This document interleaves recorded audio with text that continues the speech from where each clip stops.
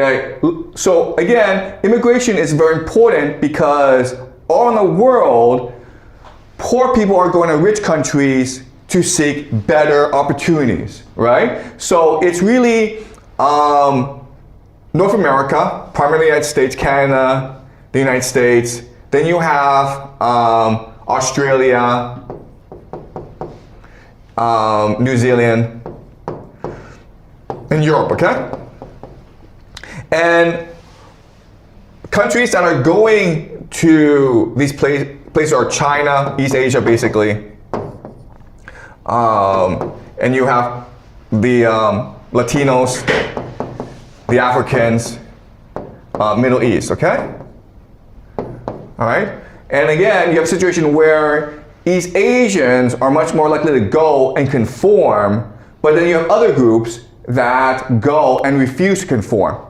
And as I mentioned, from a game theory perspective, it is better in the long term for you as a person not to conform, not to play the rules of the game, than to actually play by the rules of the game. I know it sounds weird, okay? But according to game theory, that's the best outcome for you, all right? So, an example is in Europe, okay? In Europe, they have a huge Muslim problem. These Muslims are less likely to integrate. They don't do very well in school, but they will claim welfare. They will have lots and lots of babies, which is a drain on the economy of these nations. And what this means is that in the year 2050, okay, in the year 2050, this is what's going to happen. In Sweden, 1/5 of the population will be Muslim. In the UK, 17%. In France, 17%. In Germany, 11%. In Italy, it'll be 12%, okay? So it seems as though there's a population replacement going on. But not only that, but because Muslims are much more likely to have more children than Europeans, the populations that are Muslim will be younger, more energetic. Whereas the Europeans will be much more old, they'll likely be retired. So if this trend continues, then Europe will eventually be taken over by the Muslim minority. Okay? And so the Muslims, they don't do well in school, and they don't make that much money, but look at their advantages, okay? First of all, they are cohesive, okay? Because of their religion, okay? They are energetic because you're young, okay? And they're united because, quite honestly, the Europeans don't really like them. They are an outcast. They're considered an enemy by the Europeans. So if trends continue, then it is most likely that Muslims will control Europe in 25 years' time, okay? Does it make sense? But not only that, but look, you look at America, okay? Let's look at America. You have a similar situation going on. Sorry. Okay, look at 2050, what's happening, okay?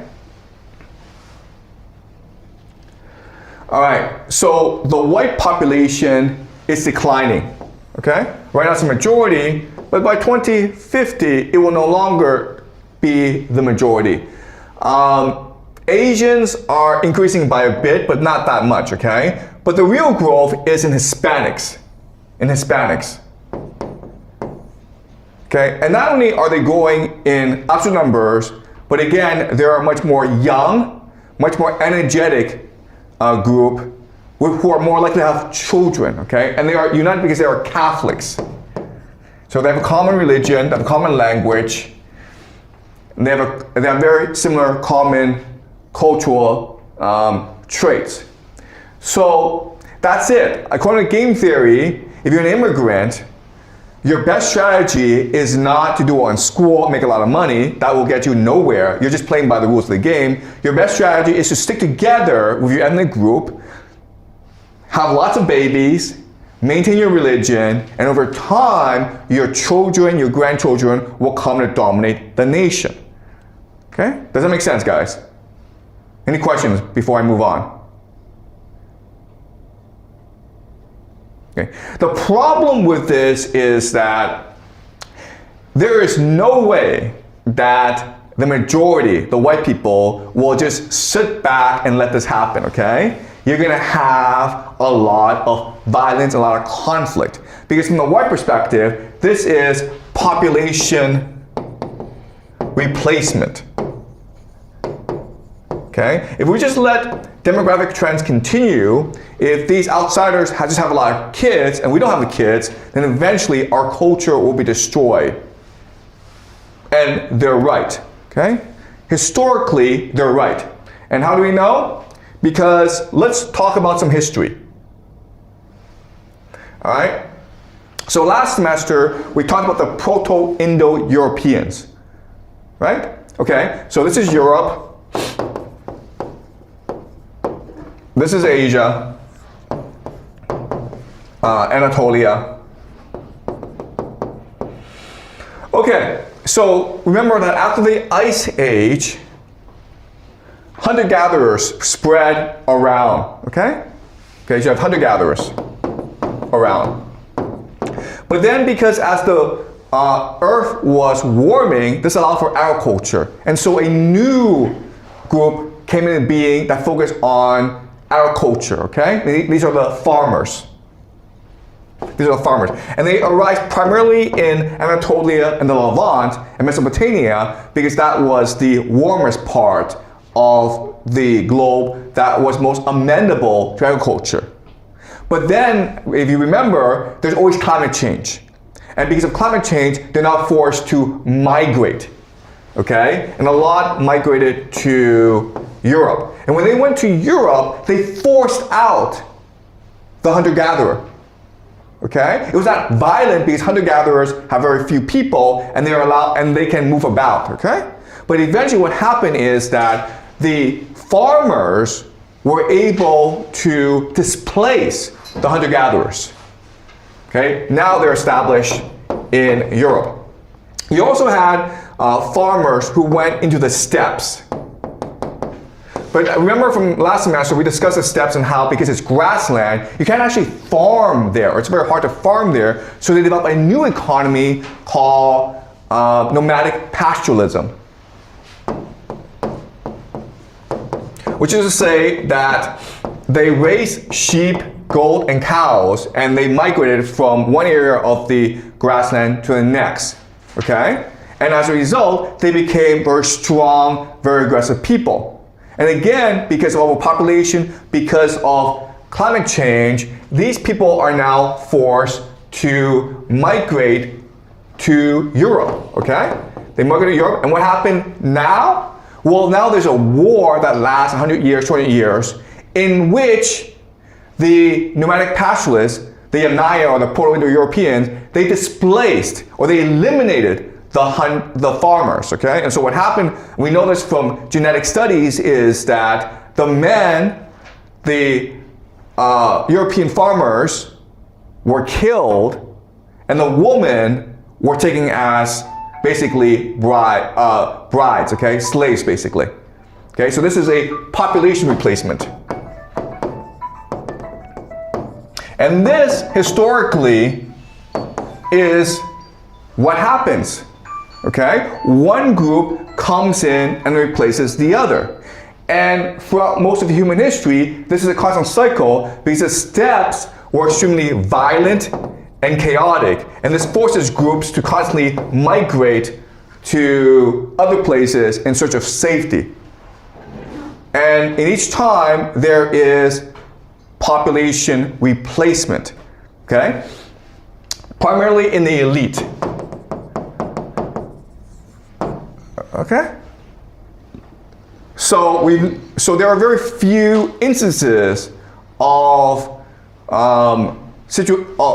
where groups come together and they are peaceful. No, because you only have one elite, and one elite must replace the other elite. Okay, does that make sense, guys? All right, so if this is historically the situation, how did we get into a situation where immigration has become the norm in today's world? Okay? Before, historically, we believed that you have to stay together as part of your group, otherwise you'll be eliminated. And now we believe that, hey, if you don't like where you are, it's okay, just get up and move somewhere else, and maybe there'll be better economic opportunities for you. This is a shift in mentality, a shift in mindset. Okay, this came about because of the British Empire. All right. Okay, so this is Europe. This is South America, USA, Canada, Australia, New Zealand. Okay, all right. So you have Spain. And Spain, because of the Ottoman Empire, Spain could not access the East Indies trade, okay? So it had to figure out new ways to access East Asia, China, India, because that was where a lot of spices were, okay? And there's huge demand for spices. So they started to chart new areas, okay? Spain and Portugal primarily. And what they discovered was there's all this new territory in South America. Now, South America is interesting because in South America, you had a huge population and there was a lot of mineral wealth, silver and gold. And so what they could do was they could go over there and enslave the population, okay? So slavery. And then you convert them to Catholic religion. All right? So basically, the easiest areas to colonize, Spain and Portugal took right away. But then afterwards, Britain, England started to play this game as well, okay? And they also sent colonists. But the problem was that there was no large population to enslave. Also, there were a lot, especially in the United States, there were a lot of aggressive Indians, okay, natives.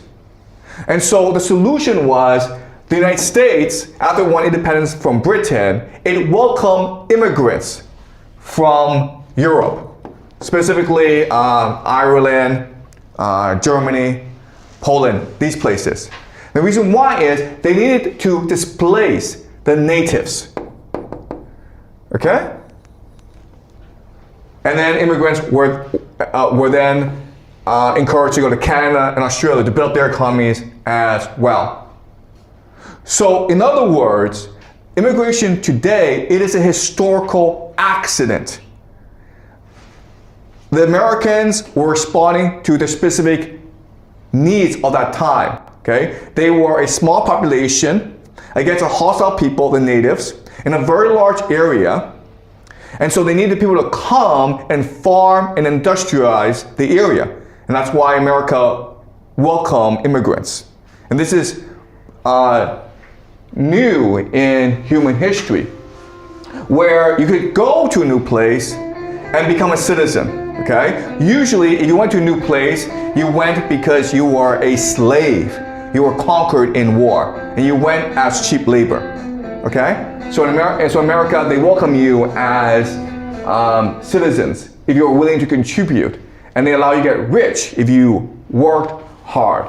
Okay, now fast forward, and America becomes an empire because it's allowing all this energy to concentrate in America. You have World War II, okay, you have World War II, and America triumphs in World War II. And now America can set the entire rules of the game for most of the world, for Western Europe. And at this time, America said to Europe, you guys fought wars, you guys had fascism because you are a closed society, okay? Closed society means you don't want immigrants, you're all very nationalistic, and therefore you are violent. America won the war because America is an open society which welcomes immigrants, which is a multicultural society that encourages people to get rich and be happy. And so Europe, if you want to be like us, if we want to prevent World War III, then you have to become an open society as well and welcome immigrants just like we do. Okay? And that's why we have the situation where now Muslims are going to Europe and others are going to America.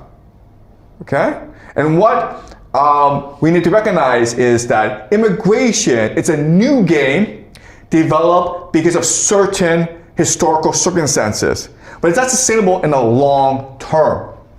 And so the idea that you can just work hard in school, then go to America and become wealthy, that can't be true anymore. In the future, according to game theory, what's going to happen are these violent conflicts between different demographic groups because each group is trying to set the rules of the game. Because whoever sets the rules of the game will always win the game, meaning they have access to the best jobs, they have the high status, and they have access to the best looking woman, which is ultimately what every man is looking for, okay? Status, attractive woman, power, money. Okay? All right, does that make sense, guys? All right, any questions? Okay, ask one question, then we'll finish class. Okay.